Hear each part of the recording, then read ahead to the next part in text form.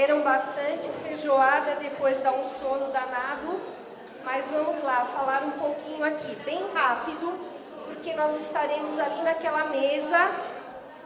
Se alguém quiser maiores informações, né, mais detalhes sobre o nosso trabalho, vocês vão até lá, ok? Então a gente vai contar um pouquinho para vocês o que nós fizemos no ambulatório de síndrome pós-pólio, iniciado em 2011, 2012, e agora está ainda continuando, mas não com todas essas terapias, né?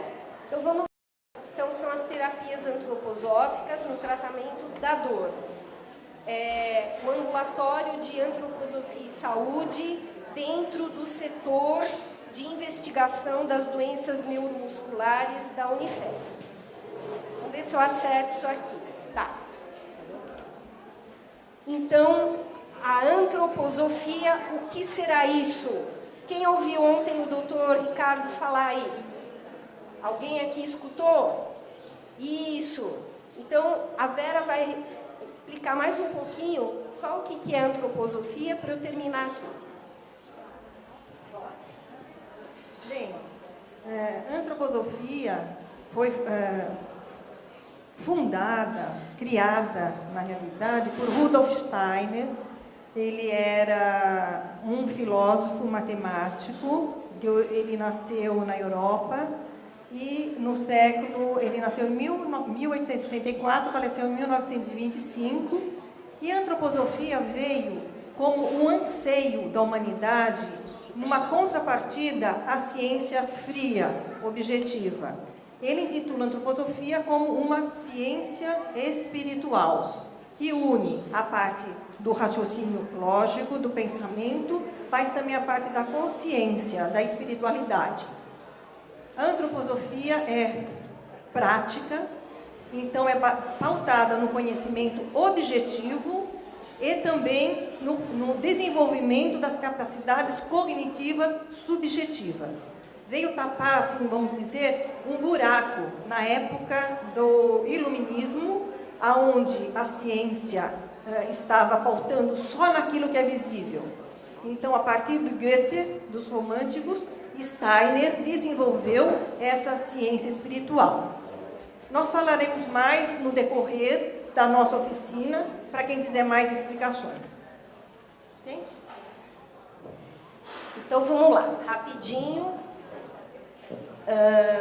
Dentro do setor de investigação das doenças neuromusculares da Unifesp, que é o centro de referência do tratamento da síndrome pós-pólio, vocês sabem melhor do que eu. Então, foi criado em 2012 esse ambulatório de antroposofia e saúde. E a gente trabalhou com assistência, ensino e pesquisa. Foi desenvolvida uma pesquisa chamada Tratamento da Dor em Síndrome Pós-Poliomielite com medicamentos e terapias antroposóficas, aprovada pelo CNPq com aquele número lá. Aquele pôster ali naquela pilastra tem esse trabalho com os resultados. Bom, quais foram as terapias antroposóficas que nós começamos a fazer neste ambulatório? Nós fizemos terapia artística, reorganização neurofuncional, também chamada método Padovan, aconselhamento biográfico, quirofonética e as terapias externas. Então, nós estaremos, cada um dos representantes dessas terapias estará na mesa de vocês, o que vocês quiserem saber. Da parte das terapias externas, fomos nós da enfermagem que fizemos, eu sou uma das representantes, e só para falar o que fizemos rapidamente. Inicialmente, nós fazíamos um escalda-pés, depois uma massagem conhecida como deslizamentos rítmicos, e em seguida um envoltório. Eu vou mostrar uma foto bem rapidamente de cada uma delas e depois nós podemos explicar.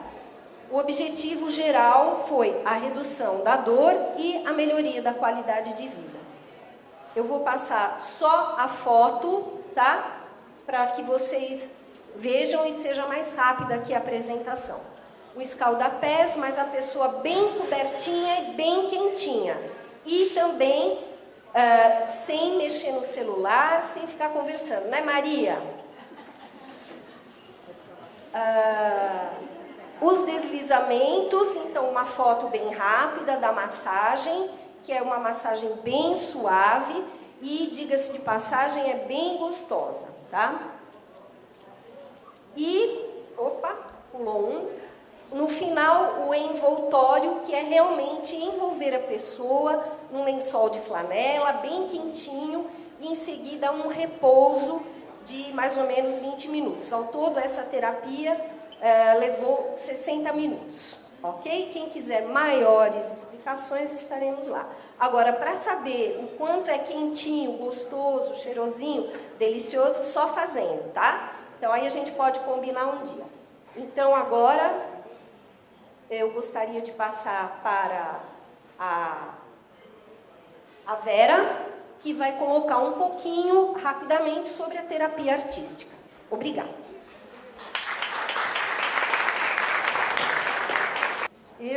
Nós trabalhamos numa equipe onde eu coordenei a parte da terapia artística. Como a colega minha já falou, a Valéria, nós éramos em 4, a equipe médica, a equipe da terapia artística, a equipe da reorganização neurofuncional, que são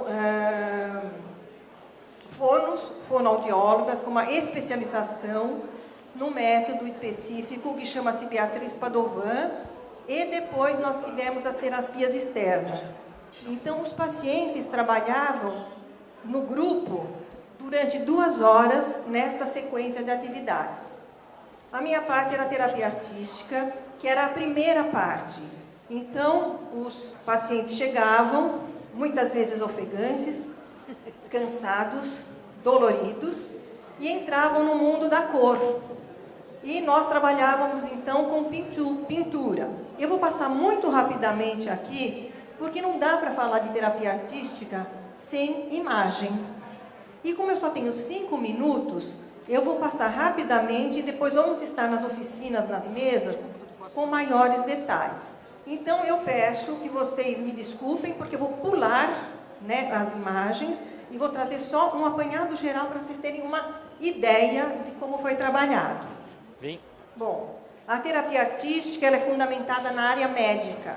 Nós trabalhamos com a arte como um instrumento para o tratamento. Nós não trabalhamos o artístico, mas o fazer artístico. Foram médicos os fundadores da terapia artística. Isso é o que vive na alma humana. Então, vocês podem observar nas pinturas as diferentes expressões da alma humana. Cada pintura tem um estilo completamente diferente, porque cada alma humana vive de formas diferentes, né? E nós trabalhamos com a dor. Então, o nosso trabalho na arte era minimizador. Como poderíamos, através da arte, minimizar a dor?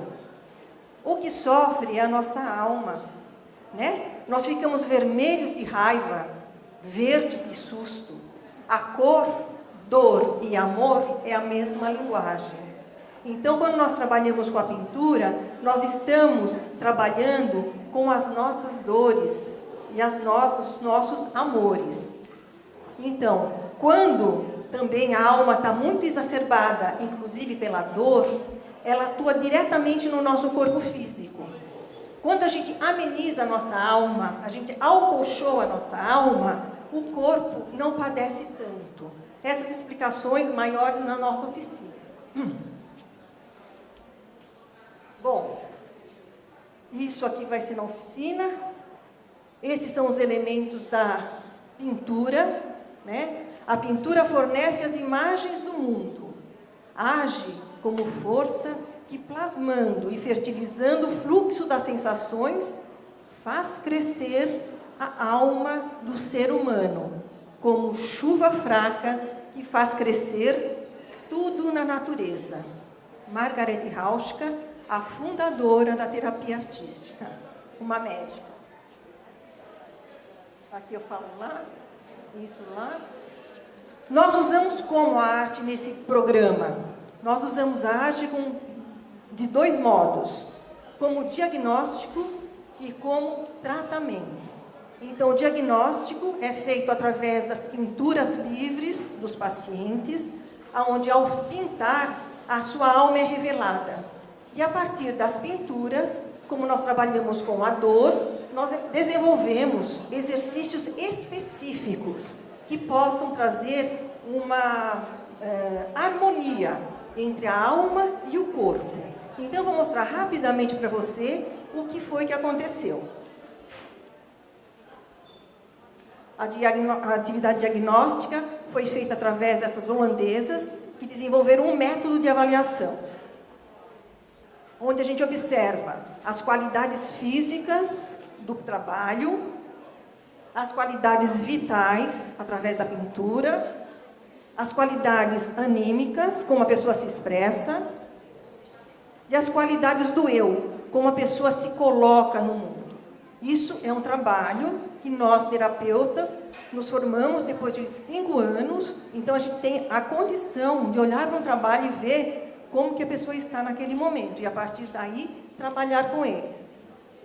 Essa tabela que nós usamos de avaliação, e aqui foi a atividade terapêutica. Esses foram os exercícios desenvolvidos, onde começamos a trabalhar com as cores frias, até chegar nas cores quentes, né? Esse último trabalho. Cores frias, medianas e cores quentes. E terminamos com o arco-íris. E aqui nós temos pinturas de 2 pacientes que nós pegamos aleatoriamente, escolhemos, aonde esses 2 primeiros trabalhos foram os primeiros livres. E esses outros trabalhos foram os trabalhos no fim do processo terapêutico. E a gente observa a qualidade do trabalho, na transparência da cor, na forma como ele se expressa. Esse outro paciente, os 2 primeiros trabalhos, e depois de 8 encontros, os 2 últimos trabalhos. Os resultados quantitativos observados é que aumentou muito a vitalidade, os pacientes se sentiam muito mais aptos a lidarem com a dor, nem sempre a dor minimizou totalmente, mas a forma como os pacientes lidavam com ela mudou muito. Então, o que nós observamos é que tanto a vitalidade como a resiliência, que é a capacidade de lidar com a dor, aumentou muito. E temos que frisar aqui que isso foi observado na terapia artística, mas que o nosso programa foram 4 terapias juntos, o médico e mais 3. Então, quando eu falo da melhora, estamos incluindo todas as outras áreas. E eu queria terminar aqui com essa poesia da Cecília Meirelles. A serviço da vida fui, a serviço da vida vim. Só meu sofrimento me instrui, quando me recordo de mim. E toda mágoa se dilui, e permanece a vida sem fim. Quem quiser maiores informações, dúvidas, estaremos aqui na oficina ao lado. Agora eu vou passar a palavra a Maria Eugênia, para que ela fale agora do pós-trabalho que nós fizemos de pesquisa. Eles agora trabalharam em 2 grupos, que vão ser Maria Eugênia e Márcia, e vão falar como sustentamos também esse trabalho, acolhendo os pacientes que têm passado por esse processo. Muito obrigada.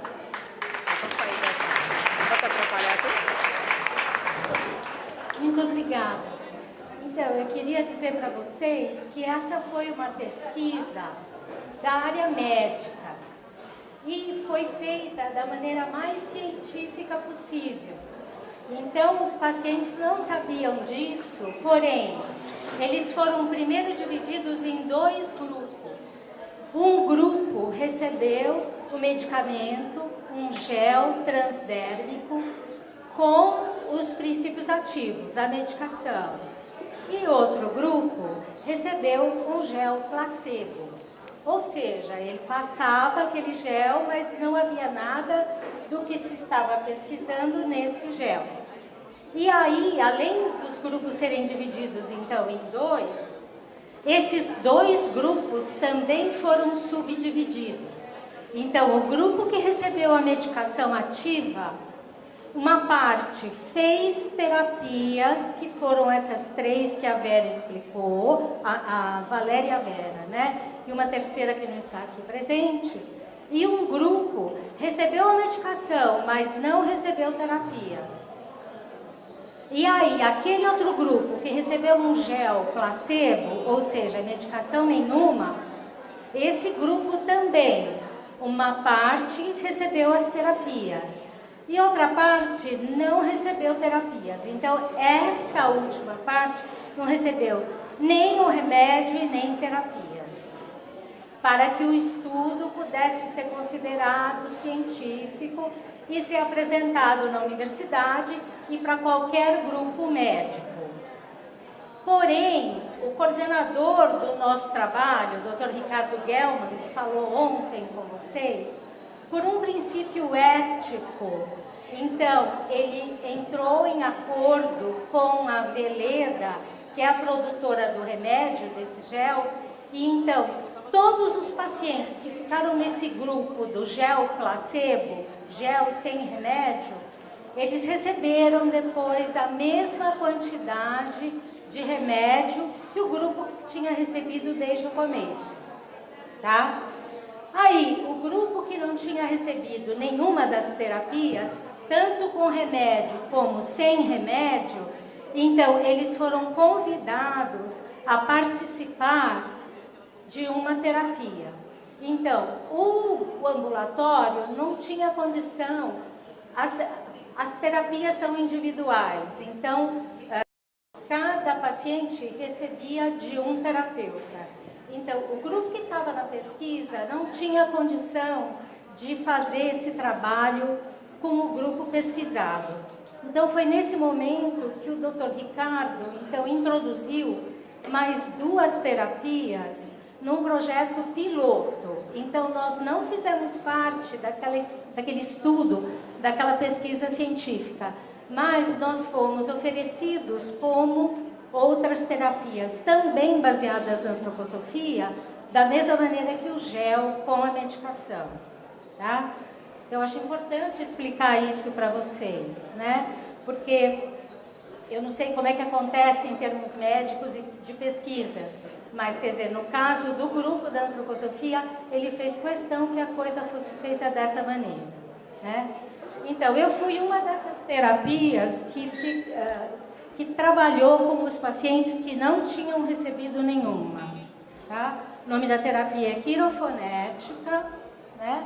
E esse é o grupo que trabalhava com a quirofonética. Então, a médica do grupo de médicos que cuidou dos nossos pacientes é a doutora Charlize Cressim de Oliveira Salles, né? Depois veio o grupo dos terapeutas de quirofonética, a equipe de quirofonética que esteve, né, atendendo.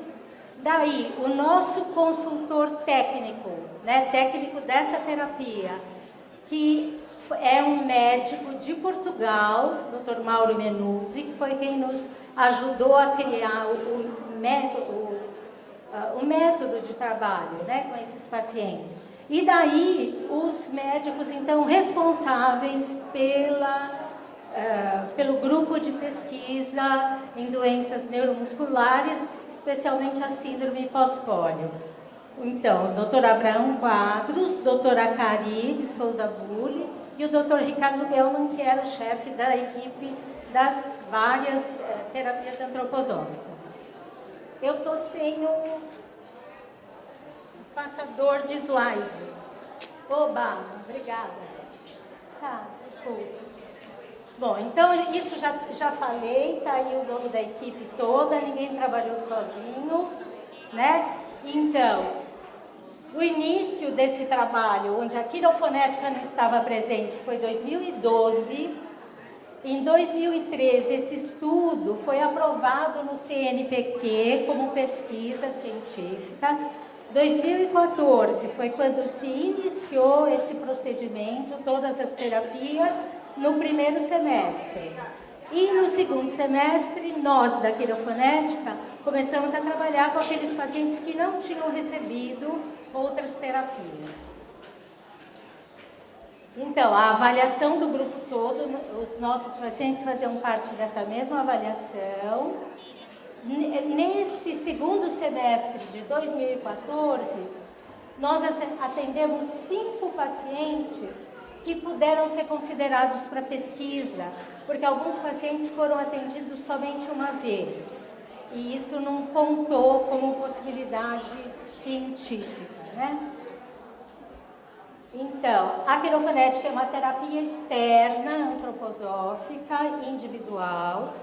O terapeuta, então, desliza formas, não é uma massagem, mas deslizamos formas no corpo dos pacientes, baseadas, então, no caminho que toma o ar, para que nós possamos produzir os sons da fala. Então, se vocês trabalharem comigo, eu acho que eu vou precisar de água. Existe em algum lugar? Alguém da organização, eu vou precisar de água. Bom, então, da mesma maneira como nós produzimos, para produzir um som, por exemplo, S, então a boca toma uma forma, para produzir um M, a boca toma outra forma, Então, essa terapia foi criada por um fonoaudiólogo austríaco. O que nós usamos, então, são sons articulados da fala, mas também ritmos poéticos.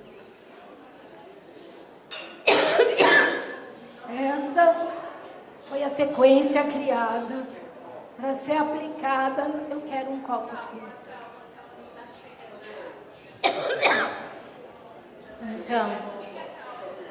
sim. Então, o que nós procuramos trazer para os pacientes, então, foi essa estratégia, né? Então, esse autocontrole emocional pelo fortalecimento da individualidade. Uma harmonia e equilíbrio entre os processos de nervo, de pensamento e de sangue, que é funcionamento. E o fortalecimento da vitalidade, porque nós usamos um processo baseado na Lua, que está presente no céu. Então, da mesma forma que a Lua move os líquidos no planeta, e o nosso corpo é constituído de 70% de líquidos, então a Lua também interfere nesse nosso processo de funcionamento corporal. Então, nós trabalhávamos da Lua nova para a Lua cheia, que é quando a Lua está crescendo no céu, nos braços. E nós trabalhávamos da Lua cheia para a Lua nova, que é quando a Lua está diminuindo no céu, nós trabalhávamos das pernas dos pacientes. Então, por essa alternância, nós atingíamos uma qualidade de vitalidade com esses pacientes, tá? Então, havia um protocolo quando se trabalhava nos braços, e havia um outro protocolo quando se trabalhava nas pernas, tá? E trabalhávamos sempre nas costas. Então, o paciente recebia também um escaldapés, só que diferente. Nós usávamos uma água quente, 37 graus, e uma água fria, 34 graus. Eu sei. Então, esse é chamado um escaldapés de contraste. O paciente, então, saía do escaldapés e deitava na maca e recebia, conforme a época do mês, esse deslizamento nas costas ou nos braços, e nas costas ou nas pernas, tá?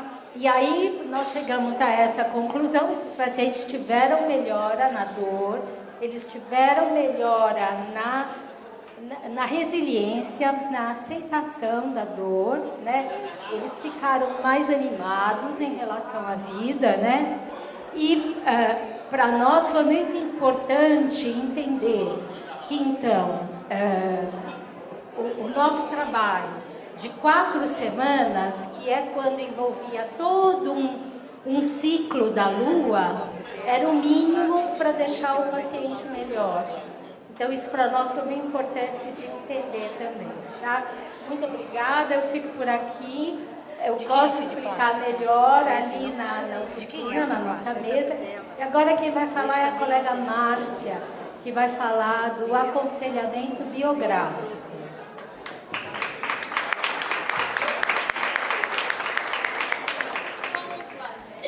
Boa tarde, eu vou falar sobre o aconselhamento biográfico, mas eu vou ser bem resumida, porque as maiores informações, quem quiser, pode pegar na mesa. O aconselhamento biográfico é a prática terapêutica fundada na antroposofia e ela trabalha com a história de vida de cada um. Então, nós trabalhamos biografia.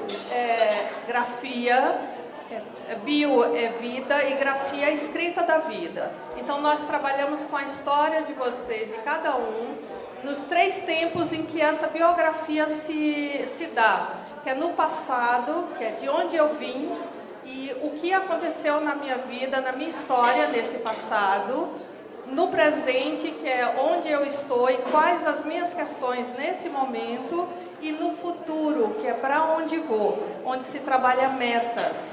Nós trabalhamos isso através dos setênios, que são fases de 7 em 7 anos que a vida se desenvolve, e a cada 7 anos existem crises de desenvolvimento que todas as pessoas passam, mas o acontecimento faz parte da história de vida de cada pessoa. Então, esse é um resumo do resumo, e maiores informações, quem tiver interesse, a gente está na mesa para falar sobre isso. Muito obrigada.